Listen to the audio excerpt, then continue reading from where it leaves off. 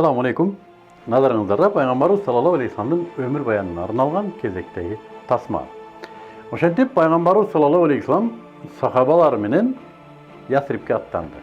Ясриб Меккеден 450-500 чакырым аралықта. Бүгүнкү күндө да даңгыр жол, ушундай шуулдап, шамалдай учуп жөнөй турган мүмкүнчүлүгү бар жолдор курулган бүгүнкү Мадина Мекке жолундагы азап бул илгеркиден айырмасы аз эле болсо керек. Жол деген жол, өзүнө жараша түйшүгү бар. Бирок ошол учурда бул кандай оорлуктарды, кандай окуяларды, кандай маневрларды талап кылган көчүү болду? Тасмадан көрөлү.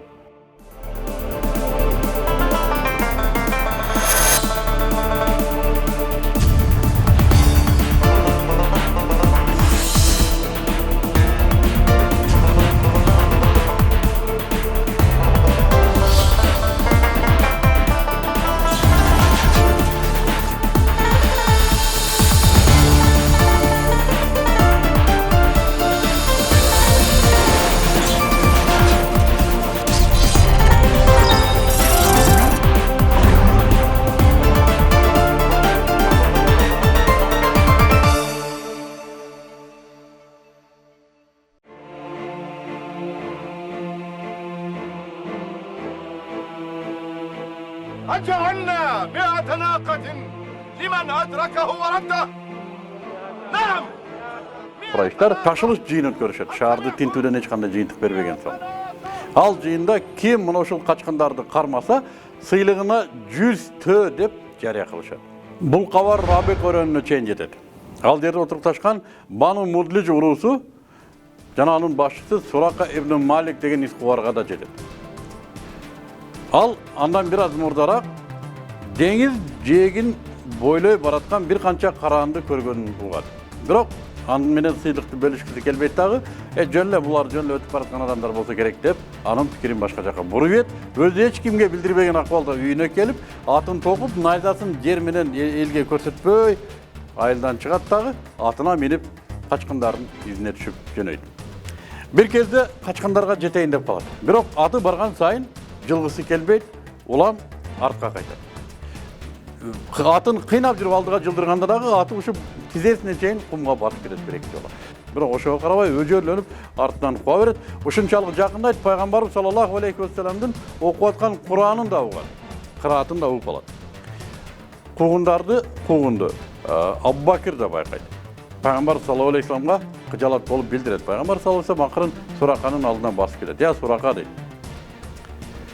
Сен эмне бизди кууп келатасың? Сурака айтат, ушундай силерге ушундай сыйлык белгиленди, 100 тө. Калайсың дейт, Сурака? Мен сага Хасройдун билеригин тагамын дейт, колуңа. Эмелесетип көрүңүздөр, өздөрү качып баратат, чөлдө. Бүт жарым арал боюнча, тагыраак айтканда ошо Хижаз боюнча аларды издейт. Башына 100 тө сыйлык сайылган. Ким болсо да аябай буларды кармайт, бирок ушул акыбалда туруп Хасройдун Персия дүйнөнү дүңгүрөткөн экинчи империянын Хасрой падышасынын билеригин убада кылып атат. Буга ким ишенсин? Бирок Сурака ибн Малик эмнегедир ишенет. Айтат, тилкат жазып бер мага дейт.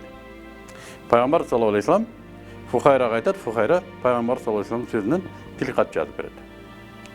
Сурака ибн Малик тилкатты алат, жана айтат, мейли макул мен силерди кууба эле коеюн. Кааласаңар менин азык түлүгүмдү алыңыздар дейт. Бирок Пайгамбар саллаллаху алейхи вассалам жок, рахмат ага. Өтүнүч. Бизди сурагандарга каяка кетип атканыбызды айтпа, бизди жашырып кой дейт. Сурака ибн Малик артка кайтат, чындап эле алдынан чыккандар искубарлардын бардыгына мен биякта кыдырып келатам, алар биякта жок деп жооп берет. Ошентип Сурака ибн Малик түшкө чейин өзү Пайгамбар саллаллаху алейхи вассаламды издеп кууган болсо, түштөн кийин анын изин жашырып калды. Айтмакчы, Умар ибн Хаттабтын халифтигинде Перс бийлиги кулап, колго түшкөн олжонун ичинде Умар Хосройдун билеригин таап алат. Дару Сураканы таптырат. Анын колуна билерикти тагып, "О Аллах, пайгамбарыңдын убадасы аткарылды" дейт. Андан ары алар колунда бар менен жолоочуларды сыйлаганды жакшы көргөн Умму Маъбад аттуу тең бир аялдын чатырына келип жетишет. Жана Пайгамбар саллаллаху алейхи вассалам Умму Маъбадтан жегенге бир тамак сурайт. Умму Маъбад бул жыл 40 жыл болуп эч кандай тамак жоктугуна жана койлордун ач келип sütü жоқтығына налайды. Пайғамбар саллаллаху алейхи вассалам анын чатырынын жанында bir чалажан болуп жаткан койду көрөт да, анын уруксаты менен, Аллахтын аты менен ал койду сааганда желини толуп, идиштер толу süt берет. Жолоочулар тойгончо süt ичишет, жана Пайгамбар саллаллаху алейхи вассалам Мағбат үчүн дагы бир чоң идишке süt саап берет. Жана алар андан ары жолун улантышат. Бұл жол Пайғамбар саллаллаху алейхи вассалам Маккадан Ясрибке хижрат қылған жол ушу. Бұл жол азыр гана мына ушундай абат деңгээлге жетти. Анткени Сауд падышалыгы өткөн кылымдарда мына ушул хижрат жолуна жайгашкан 20дан ашуун уруу башчылары менен келишим түзүп, ошо жаңы магистралды курду. Ал эми Пайгамбар саллаллаху алейхи вассалам көчкөн учурда бул жолду ар ким биле берген эмес экен. Биринчиден бул жол кооптуу, экинчиден коркунучтуу, үчүнчүден коктуу колоттор аркандай тоо таштар менен өткөндүгү үчүн муну ар ким биле бербегендиктен Пайгамбар саллаллаху алейхи вассалам хижрат кылганда бул жолду билген эң мындай бир тажрыйбалуу жолчуну мушрик болгонуна карабай туруп жалдаган ошондон экен. Пайгамбар саллаллаху алейхи вассаламдын учурунда ушундай магистрал деңгээлиндеги сутка бою карвандар өтүп турган жол бул ушул Кызыл деңизди бойлогон Тихан тоолорунун этеги менен өткөн чоң жол ошол болгон экен. Ошондуктан капырлар Мадинага жасаган эки жолку жортуулунда тең мына ошол эски жол менен келип Ухуд тоосунун арты менен чыгып отурушат. Ошондуктан биринчисинде алардын жолун Ухуд тоосунда тосуп чыгышты мусулмандар, экинчисинде аңгек казуу менен тосуп чыкты. Андан башка Мадинага кирүү жолу жок болгон экен. Качкындар Меккеден чыгып Усфан, Кудай, Харрар, Синай ал-Мур лакаф, Мулажат лакаф, Мулажат мижах өрөнү, Миржах мижах ал-Арч, Синайт ал-Айр, Бунт Риам аркылуу Кубага жетип келишет. Бул пайгамбарлыктын 14-жылынын Раббил Аувал айынын 8-и дүйшөмбеле. Biz hazır mınagı Kuva meçitindeyiz. Peygamber sallallahu aleyhi ve sellem Peygamberliktin 14. yılında Rabbil Avval'dın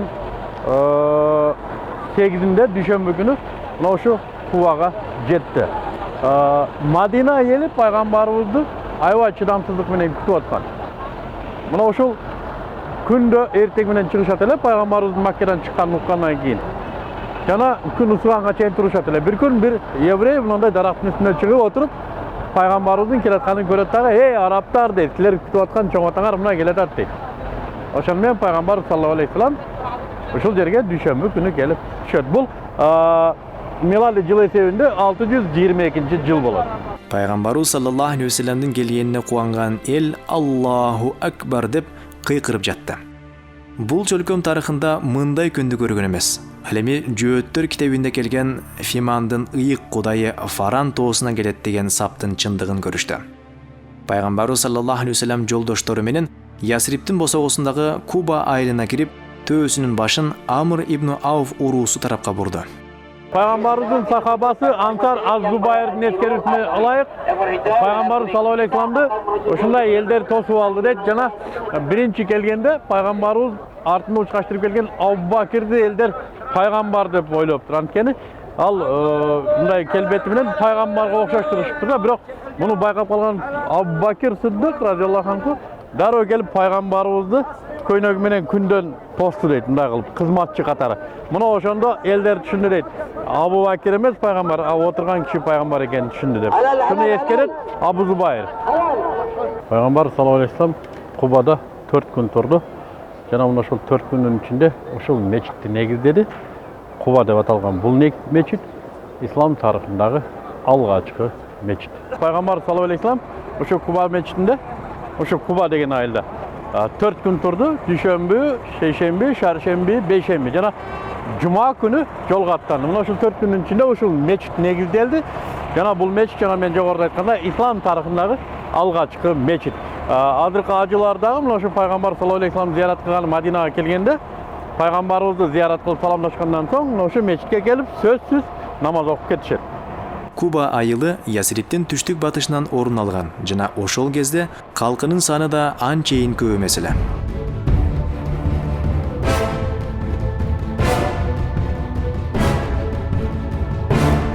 Madina şahı Kuva'dan başlanır.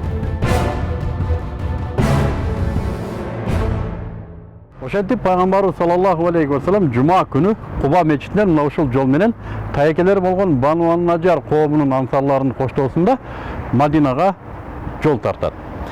Мына ушул жерге жеткенде пешин намазы кирет жана жүздөй ансардын коштоосунда алгачкы ирет ислам тарыхында пайгамбарыбыз саллаллаху алейхи ва саллям жума намазын окуйт.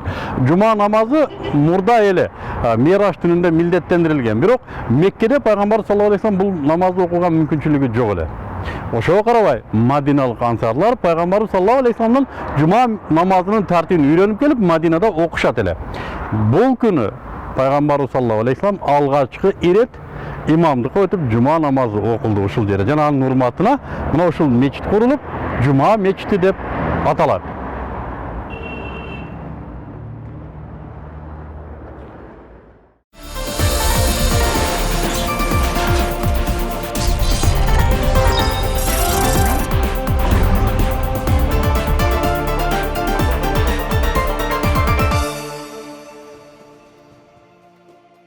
Ошентип пайгамбарыбыз саллаллаху алейхи ва саллям 8 күн, балким андан бир аз ашыгыраак убакыт ичинде жөө, чарчап, чалыгып сахабалар менен Ясрибке кирип келди. Ясриб эмне болгон чөлкө, эмне болгон айыл, эмне болгон шаар, бул жөнүндө биз келерки көрсөтүүдөн көрөбүз иншаллах. Жана муну өз убагында көрөм дегендер биздин каналга жазылыңыздар, башкаларды да жазылууга чакырып коюңуздар. Өтүнүч бул тасмаларды башкаларга да жеткизүү үчүн бөлүшүп коюңуздар. Бул сиздердин бизге ыраазылыгыңардын белгиси. Бул керемет бир пайгамбарыбыз саллаллаху алейхи ва салламдын керемет бир окуясынан башкалар да жүрөгүнө рахат алсын дегендерге суранып. Бул каналга сөзсүз жазылыңыз. Дайым биз менен болуңуз.